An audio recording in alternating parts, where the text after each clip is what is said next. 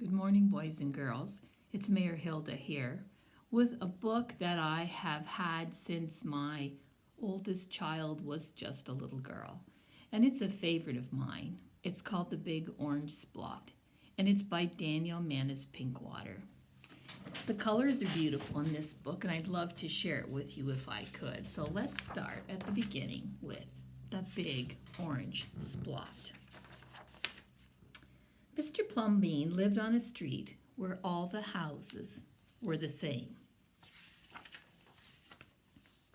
He liked it that way, and so did everyone else on Mr. Plumbean's street. This is a neat street, they would say. And then one day, a seagull flew over Mr. Plumbean's house. He was carrying a can of bright orange paint. No one knows why. And he dropped the can, also no one knows why, right over Mr. Plumbean's house. And it made a big orange spot on Mr. Plumbean's house. Ooh, too bad, everybody said. Mr. Plumbean will have to paint his house again. I suppose I will, said Mr. Plumbean. But he didn't paint his house right away. He looked at that big orange spot for a long time, and then he went about his business.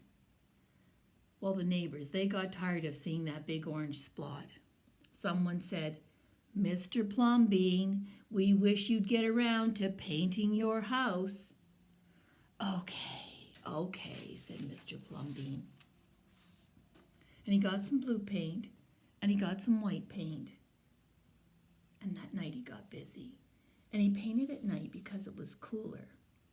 And when the paint was gone, the roof was blue, the walls were white, but the big orange spot, it was still there. And then he got some more paint. And he got red paint and yellow paint and green paint and purple paint. In the morning, the other people on the street came out of their houses. Their houses were all the same. But Mr. Plumbean's house, it was like a rainbow. It was a jungle. It was like an explosion. There was the big orange spot right in the middle, and there were little orange spots. There were stripes. There were pictures of elephants and lions and pretty girls and steam shovels.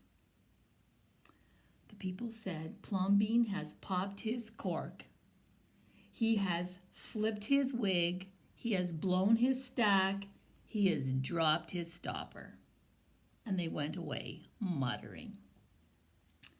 That day, Mr. Plumbean bought carpenter's tools, and that night he built a tower on the top of his roof, and he painted a clock on the tower.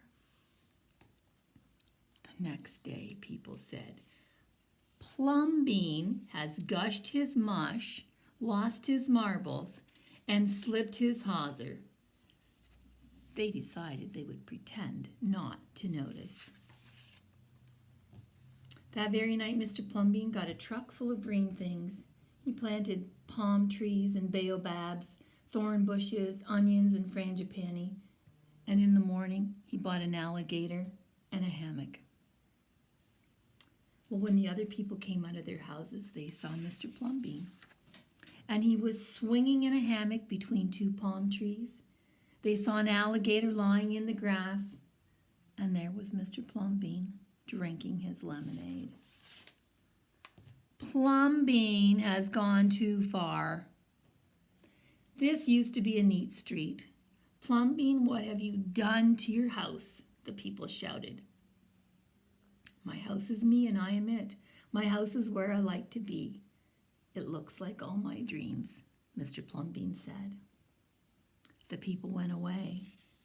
They asked the man who lived next door to Mr. Plumbean to go and have a talk with him. Tell him that we all liked it here before he changed his house.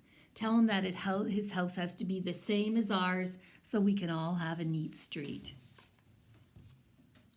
And the man went to see Mr. Plumbean that evening, and they sat under the palm trees, drinking lemonade and talking all night long. Early the next morning, the man went out to get lumber and rope and nails and paint. And when the people came out of their houses, they saw a red and yellow ship next door to the house of Mr. Plumbean. "What have you done to your house?" the neighbors shouted at the man. "My house is me and I am it. My house is where I like to be. It looks like all my dreams," said the man, who had always loved ships. "Oh, he's just like Plumbean," the people said. "He's got bees in his bonnets, bats in his belfry, and knots in his noodle." And then one by one, they went to see Mr. Plumbean late at night. They would sit under the palm trees and they would drink lemonade and they would talk about their dreams.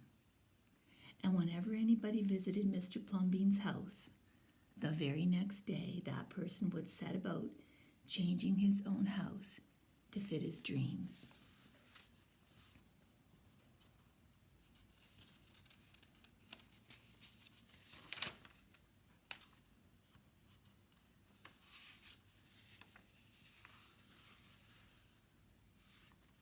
And whenever a stranger came to the street of Mr. Plumbean and his neighbors, the strangers would say, "This is not a neat street."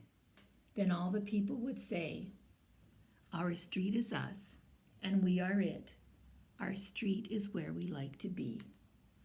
It looks like all our dreams." The end to a very nice book that talks about living your dreams, having fun, enjoying yourself, and being yourself. Thank you so much. Bye for now.